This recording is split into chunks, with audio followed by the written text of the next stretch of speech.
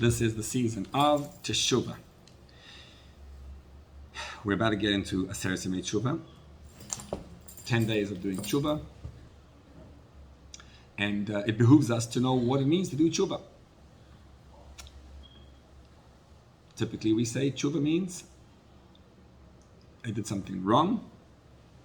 I'm going to say sorry and regret it. And then I'm going to do Teshuva.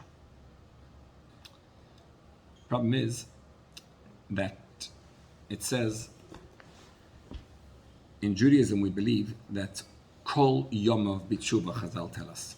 You're supposed to spend all your days doing Tshuva. True, there's 10 days when you focus on Tshuva, but actually you're supposed to do Tshuva all your life, all the time.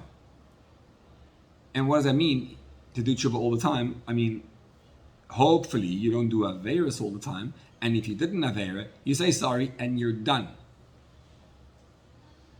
Tshuva is actually not about Averis. It's something which you use when you did Averis. This is true. But Teshuva per se is not about Averis. What's Teshuva about? Reconnecting to Hashem. It's a connection. But we have to break down the process of how you do this connection. What does it take to do the connection? So, the Pasuk says in Koheles, Shlomo HaMelech said, והרוח תשוב אל האלוקים אשר נתנה. We often use that pasuk in a cemetery. That the spirit will return to the God who gave it. But far from being morbid, it's actually the power of Teshuva. והרוח תשוב, תשוב is Teshuva, right?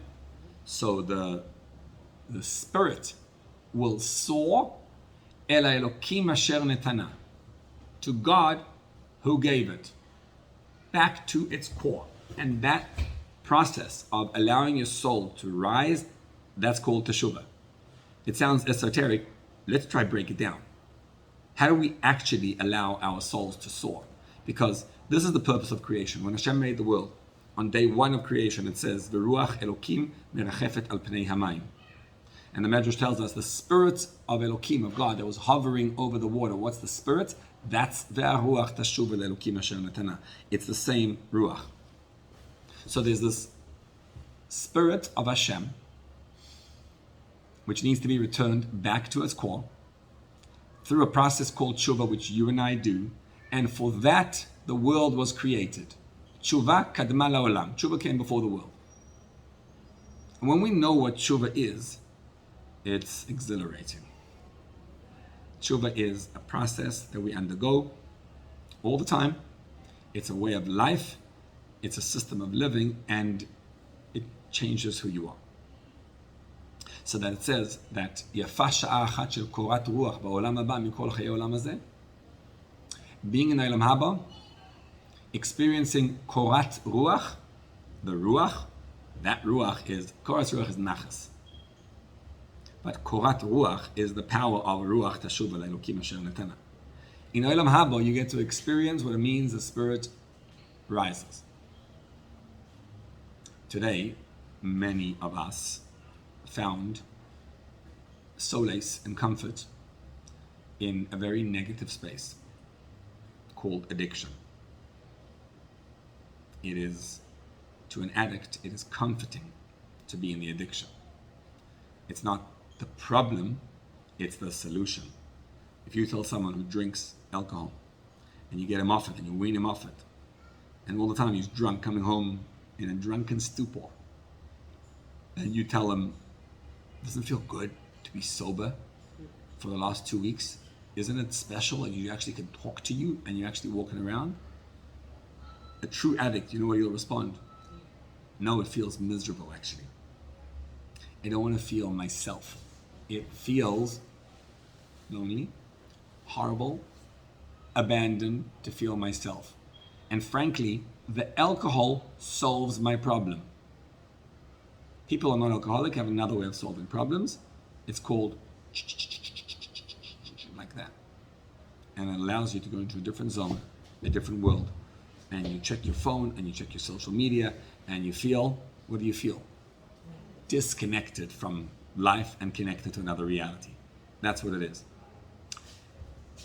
We don't like doing the work, but the work is what Teshuva is about. A phone will never get you to feel good.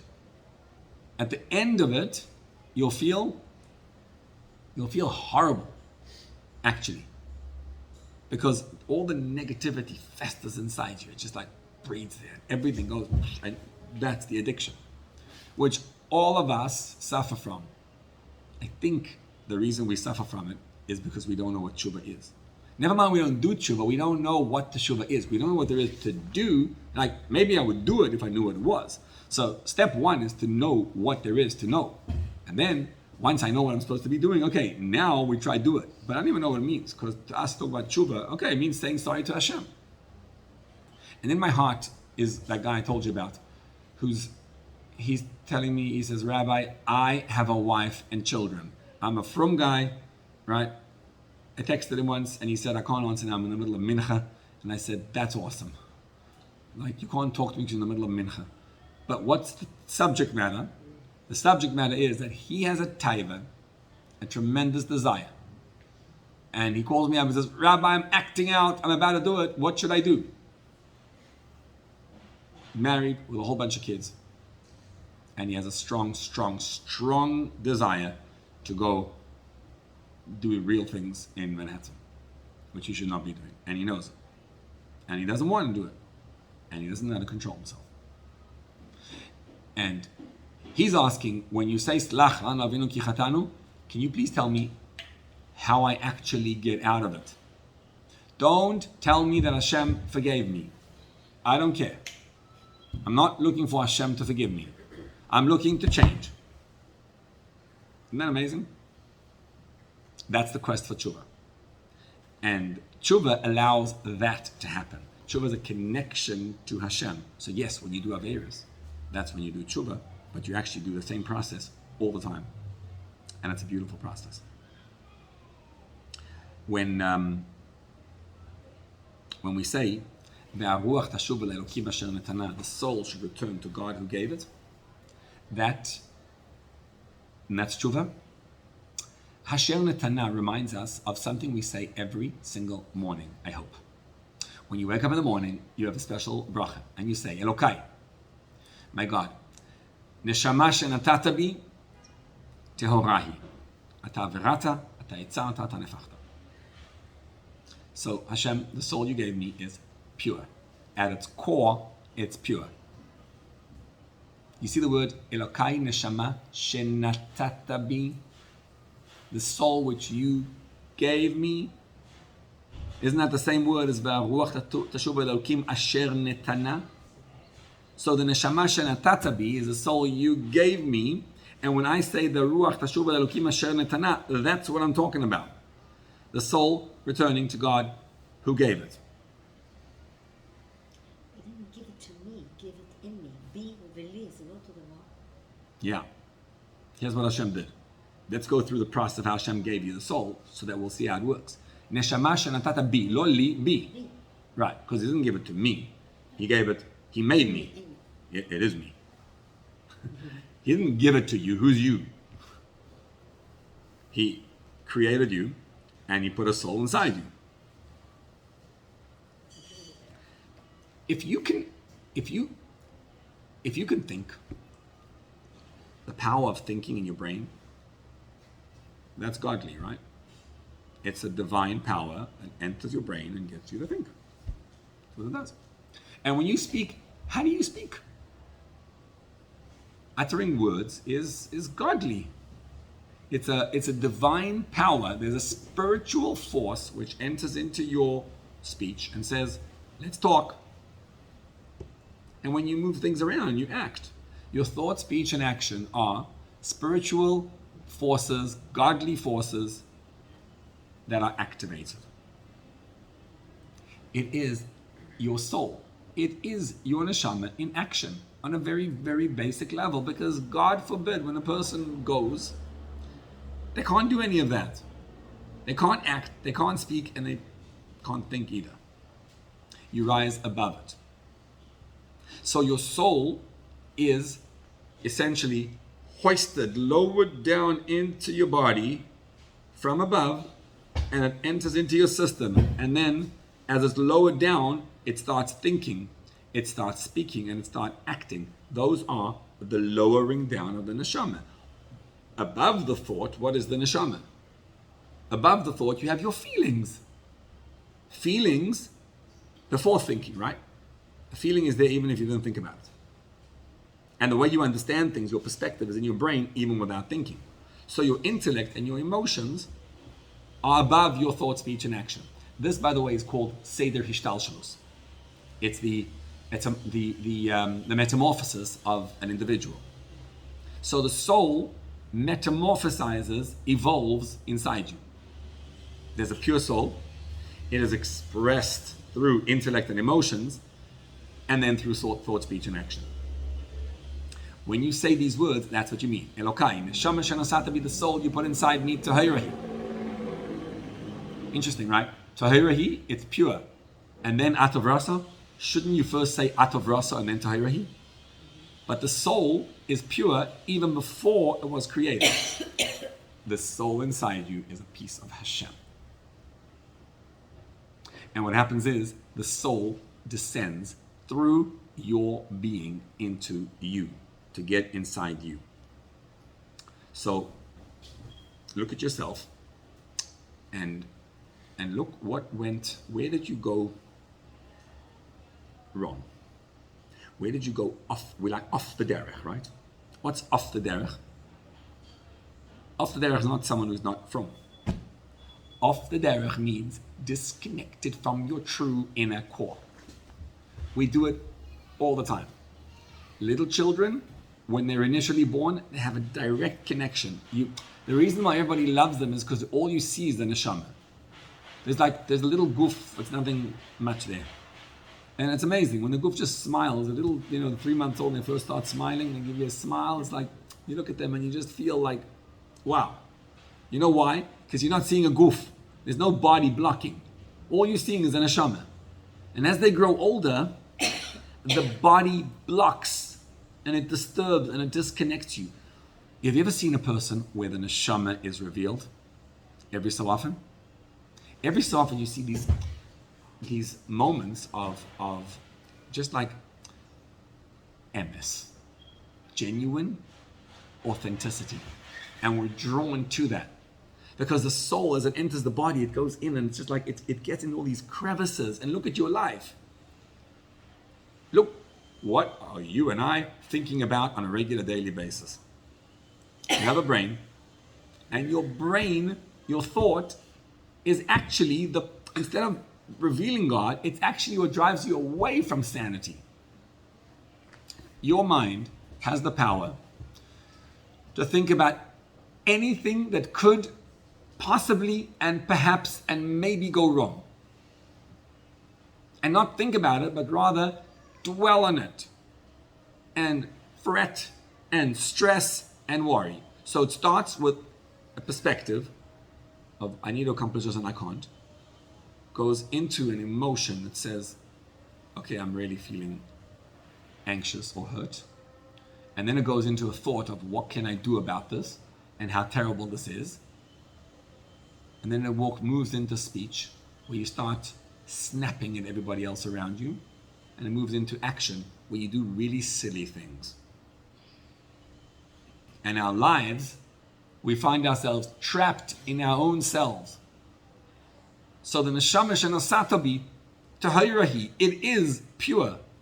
And then the purity goes out the window because it goes down into atavrasa. You created it, the itzarta, you formed it, atanafachtabi, atamashama bekirbi. Those are levels of thought, speech, and action. From your purity of who you are at your core, intellect and emotions, down to your thought, speech, and action, and then it's inside you. And it's all godly. Teshuva, very simple. Teshuva means rise up and go back to the core. That's Teshuva. That's how you do Teshuva. because tshuva is like, when the computer's acting out. Computers are wonderful. They're really amazing. Because when you figure out this thing, right? Like, you call up, my internet wasn't working the other day. So, like, everything was going crazy. And, I'm not sure why, but the whole thing just wasn't happening. I don't know what it is, but you know what you do nowadays? I already figured out the solution. What's the solution? You walk over there and you viciously take every plug out. And you press off, off, off, off, and you take every wire out and everything you could, and it's all out, out, out, out, out. And now you're like, okay, I don't know what I just did. And then you got to wait 15 seconds, right? So everything's really out, and then you reset. And then you come back and you hope maybe it's going to work. It didn't. It didn't work.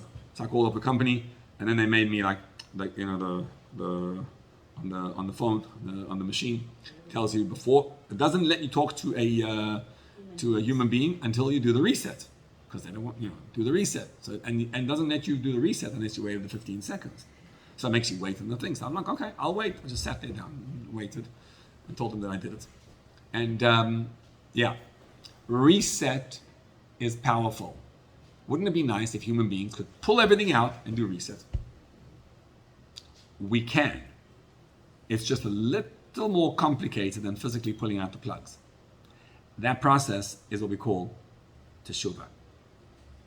Because Ki Chelek Hashem Amri. This week's parasha is very powerful. It's Hazinu. It's always Hazinu is like all about Teshuva. All these parashas are about Teshuva, but Hazinu is very powerful. And there it says, Ki Chelek Hashem Amo Yaakov Chevel Nachalos. Hashem is part of his people, and Yaakov is bound to Hashem with a rope. The rope of his inheritance. And what you want to do is grab onto this rope, hold onto it, hold onto the connection, and bind yourself and throw yourself into Hashem's presence. And it is an exhilarating process. What you want to do in tshuva is nothing to do with Averis, right? Because let's say you didn't do any Averis whatsoever. Regardless, you're a human being and you live in this world and you have thought, speech, and action, and you got problems and you're away from Hashem, away from home. Teshuva means return home, go back. But Teshuva is a process. So every day we do Teshuva. Every single day. Kol yamav b'tshuva. Every single one of us is forced, regardless of who you are, to do Teshuva every day. You know when you do Teshuva? When you go to sleep. Sleeping is a real process of tshuva, of finding Hashem. Why so? Well, because how do you go to sleep? You know when you have a lot of stress and a lot of anxiety and so much you got to accomplish and so hard and there's so much to do, and then you just go and you fall asleep. And maybe it's a troubled sleep. Could be. But here's the story. Every human being must sleep every single day. And not just for like 20 minutes. You gotta sleep for a long time.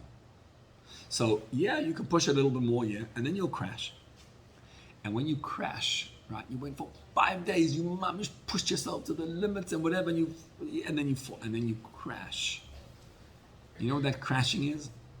It means I cede control and I give it over to Hashem. I say, Hashem, ich kenn nicht. Go and do this. I'm out. You're in control. And the problems are still there, but you are just lying down like a log, accepting it all, accepting the power of Hashem. And then you wake up. And when you wake up, it's a little bit more challenging to do Teshuva. Because the second you wake up, the mind's already up, you go to back, and he's already right away. Which is actually ridiculous. Why does the mind wake up and start right away thinking about all the things I got to do and not do and how I solve my problems? Why can't the mind wake up and think, it was so amazing to sleep? Wow. I was sleeping, and when I was sleeping, Hashem was in control and taking over everything. Why shouldn't I do the same thing over here? Teshuva is that. Teshuva means to return to a space of Hashem controls everything. And I need to internalize that and feel it. There's one day a week, which is the day of Teshuva. What's that day called? Shabbos. Why Shabbos Teshuva? Well, this week is Shabbos Shuvah, but Shabbos Shuvah. You see the connection between Shabbos and Shuvah? How do you spell Shabbos? Shin, Beis, Tov. Same letters as Toshev. Shabbos means to cease, to stop. That's what you do when you do Toshev. It's to stop. Teshuva means to keep Shabbos. Shabbos comes in, it means nothing exists. That's it. I'm done. It's unbelievable. Keeping Shabbos is one of the great people who work, and it's like, oh, Shabbos is... Love Shabbos. Why do you love Shabbos? Because what Shabbos is saying is that I don't need to worry anymore. Right? Now, we know how to keep Shabbos. We get taught by keeping Shabbos the 39 melachos. But Shabbos is also how you speak. Your speech of Shabbos shouldn't be the same as the work speech, and it's how you think in Shabbos. You shouldn't be thinking about the same thing. You're not supposed to think matters of secular matters. And when you get into Shabbos, it's exciting. It's amazing. Misha torach be'erev Shabbos yochal b'Shabbat. We translate that to mean, if you work on Erev Shabbos and you prepare the food for Shabbos, if you don't make cholent before Shabbos, you know what's going to happen? Simple. You won't have cholent on Shabbos. Misha tarach be'erev Shabbat yochal b'Shabbat. On a deeper level, if you want to experience the bliss of Shabbos for real, it's never going to come about unless you work it during the week. On Erev Shabbos, you have to be working towards Shabbos, which means you can't expect that on Shabbos comes in, press the button, and now no worries. This is a lifelong process. So yeah, we have Shabbos, keeping Shabbos, good. We have going to sleep every day, but then there's all the 6 waking days of the week. And what do we do with them? So our process is to get to a space of relaxation. That's the goal. I think, at least by me, the number one reason why I wouldn't relax, why I can't relax, is because, personally, I'm not a relaxed person. And so, being relaxed is against my being, because I need to do things. If being relaxed means that I'm being lax, if it means that I'm not going to accomplish and achieve, no chance I'm doing that. Because the things need to be done. And if I'm active, I got to do them. I got to go out and do them. So when you tell me to relax, that's over my head. I don't get it. I'm not relaxing. I need to do things. Here's the key. The only way to get things done and really done is by relaxing. So it's like a bit of a problem. Because people who are relaxed don't do anything. But people who do things, the only way to do things is if you're relaxed. So the key is to be able to synthesize the two together. It's not that your relaxation is designed to stop you from doing the work. It's that your relaxation is designed to get you to do the work better. So how do you relax? So I'll tell you a little story. I haven't got the end of the story because it's just happening now. So I think it'll bring out the issue very well. But yesterday I got a text from the administrator of my yeshiva that I run, and he sent me a WhatsApp, a voice note. He's a really good guy, very, very good guy. But the job is really strenuous. It's a lot of work. He's got a lot of bachrim, and he's got to cook the food, and he's got to maintain the building, and and deal with all the things. There's a lot of stress, a lot of stress. And I don't think he gets paid enough for what he needs to do. So first he wanted a raise, then he wanted... So yesterday he sent me a voice note. Basically he says, I'll stay another few weeks just to do whatever, but I can't do this anymore, and I'm leaving after Sukkot. Now, what that does to my stress level is sends it flying sky high. Because I got to make... there's Tisha right now, and after Tisha I got 2 weddings coming up, God willing, and there's lots going on. And I can't handle that level of stress. So here's the process. When he sends me the voice note, initially, my initial reaction is to freak out. That's like, uh-oh, now what? And in that space, a lot of things happen. Like, why on earth did you open up a yeshiva? That's the first question. The second question is, why is there not enough money to pay the right people to do everything? The third question is, why can't people just do the thing? And a lot of questions like that come about. And then it's, okay, now what? Bottom line is, if you're running a yeshiva, I don't know how to cook, so I'm going to go there and cook. Ain't going to work. And what is going to happen? Because it's like, it's happening. There's a place going, and something needs to go about. So I'm feeling very agitated. Inside me, everything's flying up and down. And I notice it. And now the question is, what am I doing about it? Because I haven't got much time to be agitated. I've got to solve the problem. So he told me he's leaving. Okay, one option is to convince him to stay and pay him whatever he wants, or whatever. I don't know if that's going to work. The second option is to try to find someone else to replace him. How on earth do you do that? And especially in the middle of the Yom Tovim.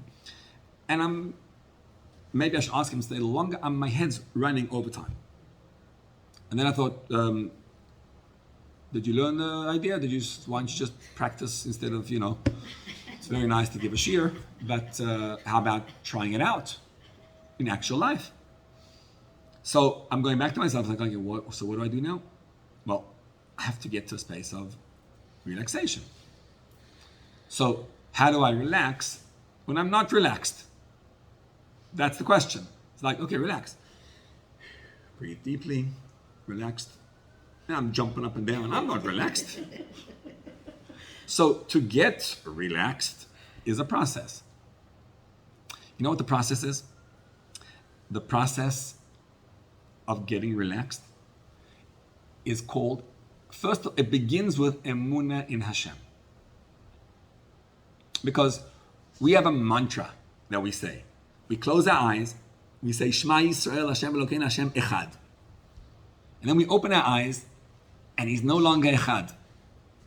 But what does it mean that I close my eyes and I say, Hashem, our God, Hashem is one? It means there's nothing that exists out there besides Hashem. Ein oid milvadoi. So when you say you have a problem, you don't have a problem. Nor do you have a clue how to solve the problem. There's only one way to solve problems, and that is Hashem. Hashem solves problems. So I got to get myself into a space of, I don't have a problem, Hashem solves the problem. When you daven and you say Hashem Elokeinu, Hashem Echad, that means He's really Echad. It doesn't mean that Hashem is, we discussed it last time, that Hashem is God of the world. Remember? Everyone believes that. You don't have to be Jewish to believe that Hashem is God of the world. Mi lo yira'acha melech hagoyim, we say in Slichas. Who doesn't fear you? King of the nations. Of course he fear you. What it means is, Avraham Avinu was telling everyone that Keil Olam, not God of the world, Keil HaOlam, but God is the world. Whatever happens to you is from Hashem. And the reason it's happening to you is so that you should be able to give a shiur. So that you should be able to work it. It's actually a lot of fun. All these things that happen in life, which look like massive problems and impossible situations to solve, what are they?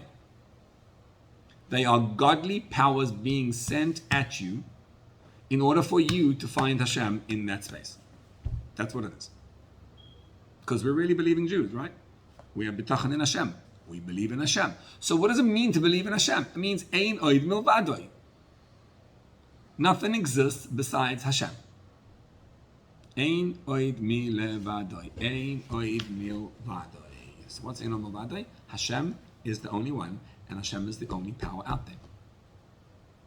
You know what's blocking ein oid milvadoi? Look inside you and tell me what's blocking. So when someone sends me a text that makes me anxious and agitated and irritated, those little feelings, they're blocking the inner milvadei. My agitation and irritation is blocking him. So I need to do one thing. I need to get back into a space of ein oid milvadei. And that's why we Jews daven every single day. Davening is so that when these things happen to you in real time, you already have the solution because you solved it in the morning. So what's the tefillah of Shema? The word Shema. You got to say the translation also, right? I told you I want to make a siddur that has not a phone. It bothers me when we daven on the phone because the phone, too many other things happen on the phone also. But on the other hand, a paper siddur only has one translation on the paper. It would be nice to have a dynamic siddur where the translation changes based on the experience of the day. An interactive siddur. Because davening is so deep. And everyone says the same thing every day. It's not the same thing at all. Because every one of those words can be translated in so many different ways. So just on a very basic level of translation, the way you relate to it is totally different. Here's one example. Shema Yisrael means, what's Shema? To hear, right? Takshiv, listen Yisrael. There's another translation of Shema. Shema, the Navi says in Shmuel, Vayeshama Shaul et ha'am. Shaul gathered the people together. The people were scattered. He brought them all together. Shema means to gather them. When you say Shema Yisrael, you are scattered, Yidaleh. Gather yourself together. Put yourself together. Notice how your day can go crazy. Every moment of your day can go crazy. Everyone, everybody else, and everything else controls my well-being. Notice that? You could be in a good mood, and the other guy says something to you, or someone, when a text comes and you look at it from your corner of your eye, you saw the text. Your mood changes. You don't even have to see a text. You can actually imagine the text. Text actually enter your brain. They come in and they chisel at your being and they sending you flying. And your job is to return and go back to the inner core. What's that? Hashem Elokeinu Hashem Echad. Nothing besides Hashem. That's my space. Now what do? My job is to notice all the time how everyone and everything are getting me away from Hashem. That's the Shema Yisrael. Rabbi Akiva said it. When he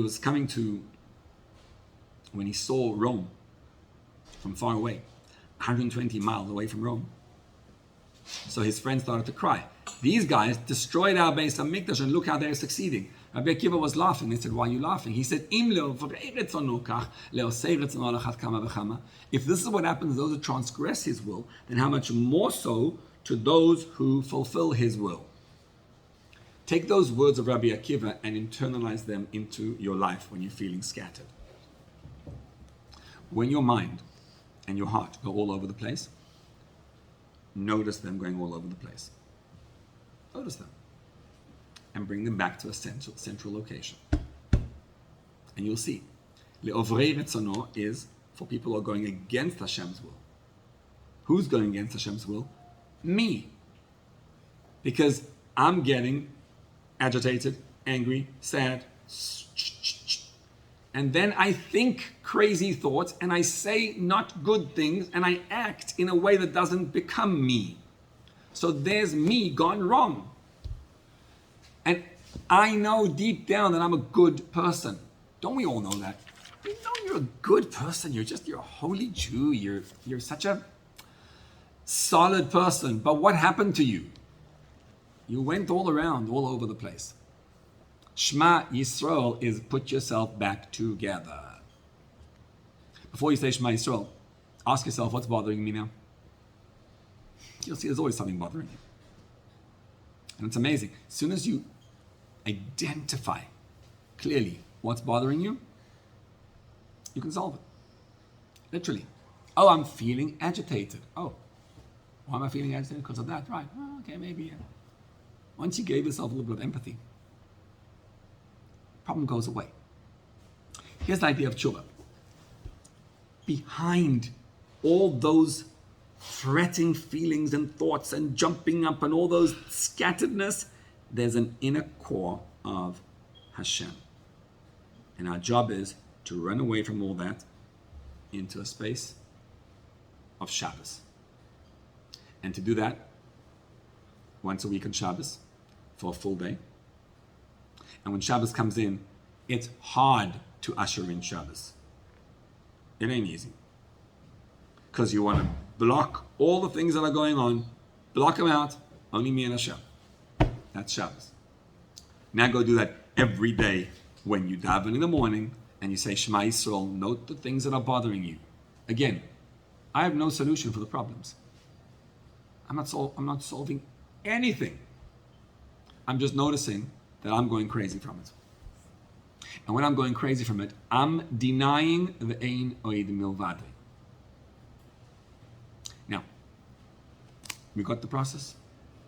Me, I got a problem with this. I do.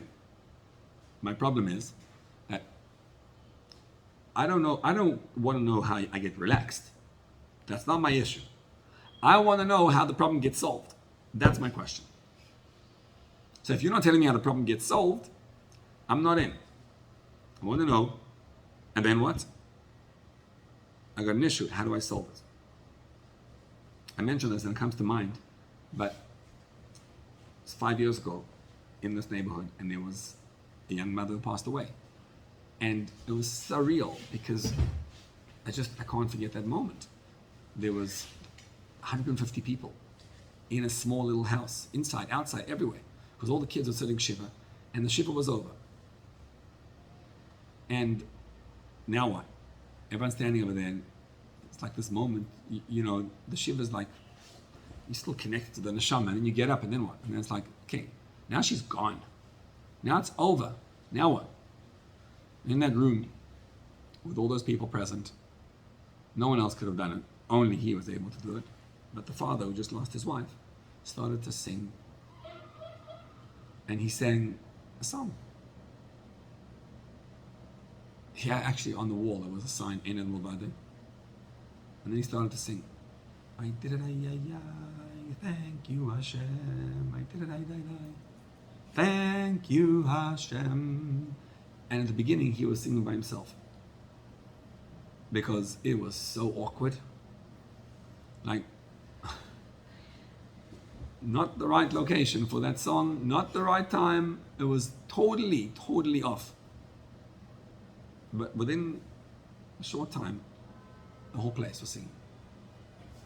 And it was such a powerful moment because it was like this spirit of Ein Od Milvade, of thank you Hashem. I don't know, she didn't come back yet. Until Mashiach comes. She's still not around. And the children are still Yisraelim. And the problem is still there. But their Bli Ayin Hara is such a great family. Like, there's a gaping hole. But there is full of simcha. The home is just a joyous home. It cries and it's joyous. And you see the results. The results are resilient, great kids, great family, great everything, despite the challenge. On a very basic level, when you introduce Hashem's power into your life, you will see a result all around. It won't be the result you wanted, it'll be the result Hashem wanted. But things change around you. So, I was thinking about this yesterday, and I was watching all my feelings over there, all the agitation and irritation and anxiety and everything there, when I got the text. And then I'm like, okay, that's true. So that's all these feelings are there, and Shema Yisrael, Hashem Elokeinu Hashem Echad, and behind it is Hashem, and all I feel is Hashem. And I got to a space of relaxation. I felt very relaxed, actually. And when I was relaxed, I thought to myself, what should I do? Still got to do something. But from a space of relaxation, I came to realize that this administrator is having a really hard time. And why am I thinking only about myself? Like, I'm just worried about me. What about him? And so I sent him a voice note back. And I wanted to call, but I sent a voice note because I figured he'll be able to play it multiple times that way. And in the voice note, I just felt his challenge. And I gave him a lot of empathy. And I felt how hard it is for him to have to, that he's been working so hard, that wow, it's so tough. And mamish putting your neshama in, and the work is so difficult. And I gave a lot of empathy. And B, how hard it must have been to come to a decision like this. And I just felt his pain and his stress, and I sent it to him. And that's the end of the story, by the way. I don't have the next part. Yet. Well, there's going to be a next part. I don't know what it is. There's going to be a next part of the story. But the story is, in its current space, is that for so far, I got a relaxation. I answered the next move. You don't need to know anything more than one move ahead. You need to know what's the next move Hashem wants me to do. And you do the next move. And I did the next move. And the next move felt right. It felt like the best move I could ever have done. Because whatever's going to happen, that was the right move to do at that time. And it feels like, now I can't do anything. I'm not doing anything for Rosh Hashanah. So that's it. Rosh Hashanah, I ain't thinking about it. I'm not letting my mind go to that place and go to that space. Thank God there's many other tzaras to worry about, so it's not a problem.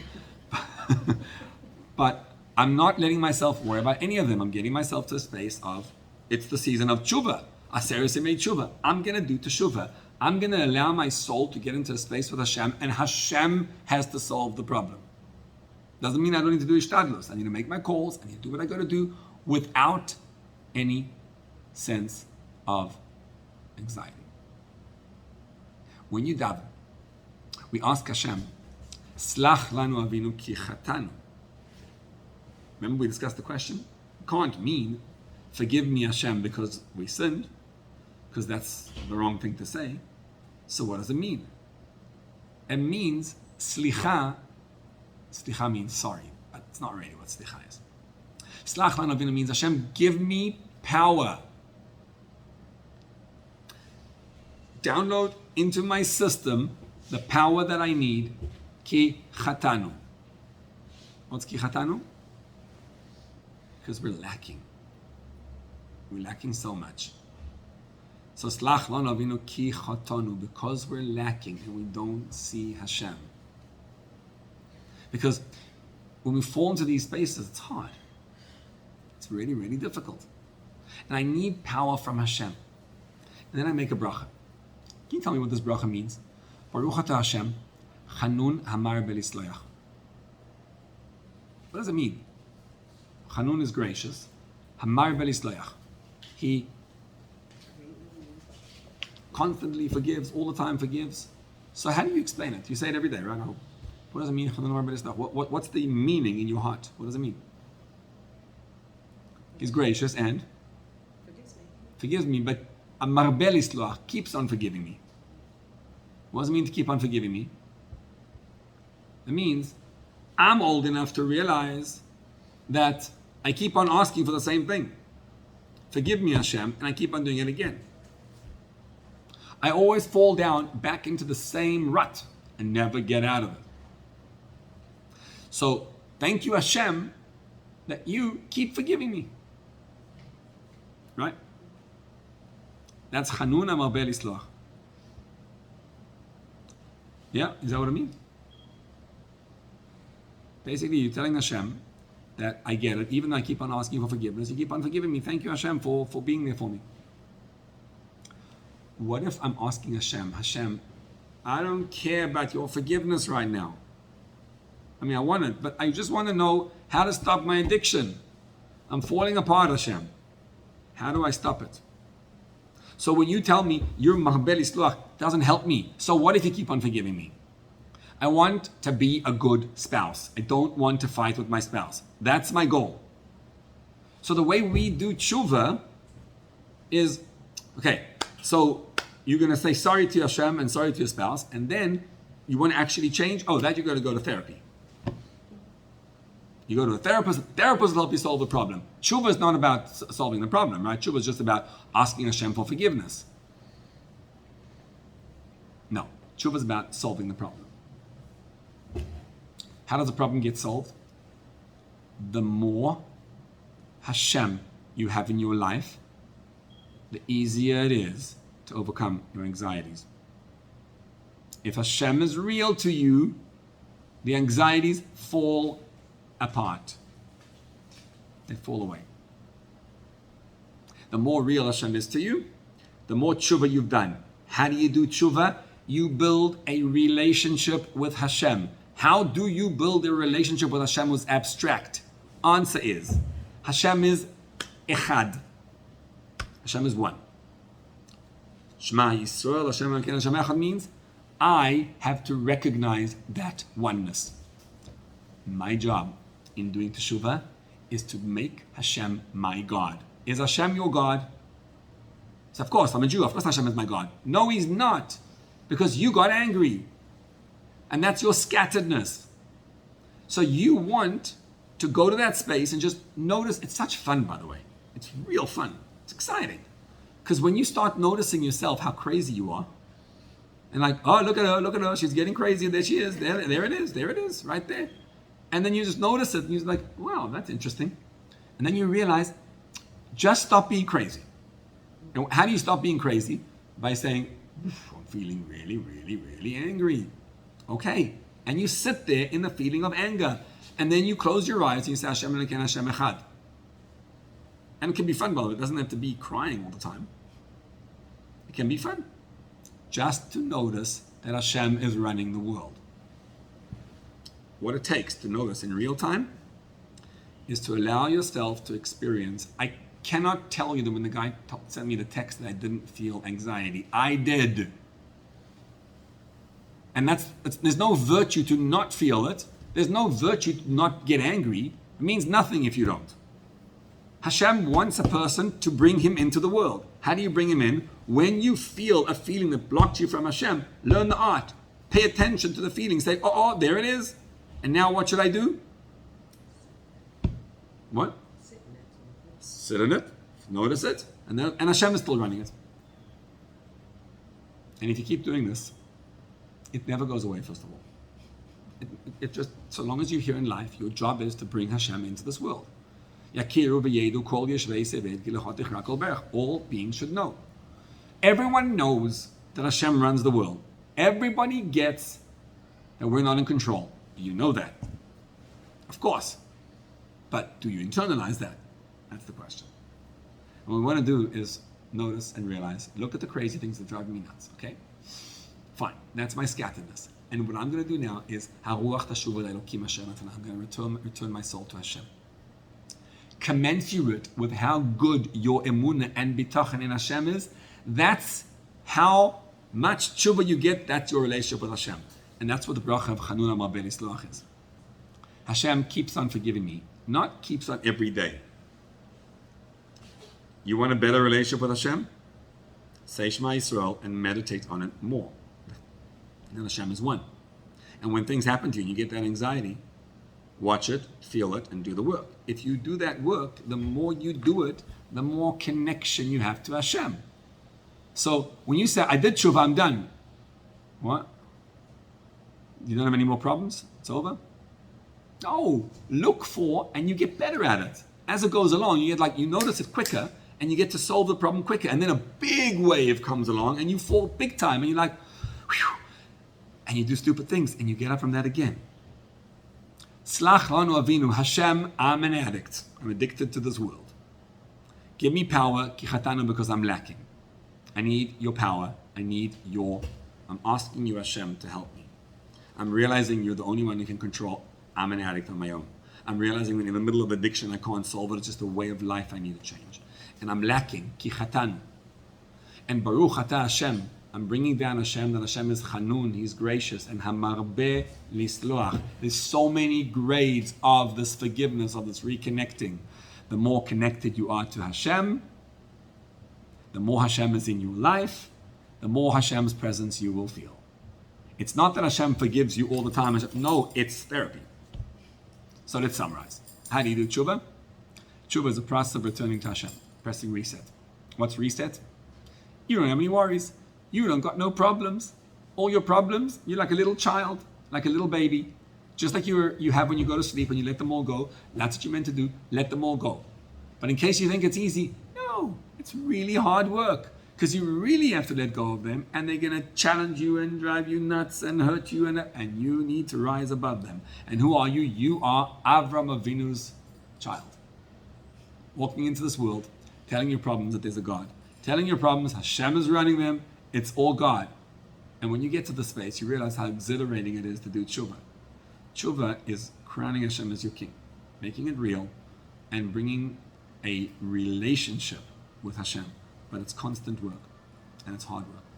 So Hashem should bench us all that we should be zeichet to achieve this, because in Rosh Hashanah we daven, Tiku b'chei d'shefer b'kesar yom chagenu, ki chok liYisraelu mishpat elokei Yaakov. Chok liYisrael is the judgment on physicality, how much money you're going to get, and how much all the gashmias, and how much peace we're going to get, and all the things we need from Hashem. Mishpat elokei Yaakov is how much Hashem is going to be revealed, the God of Yaakov. And part of the tefillah is that Hashem be revealed to us, that we should actually experience Hashem in our lives, because when we do, the world gets solved with all its issues when we feel Hashem.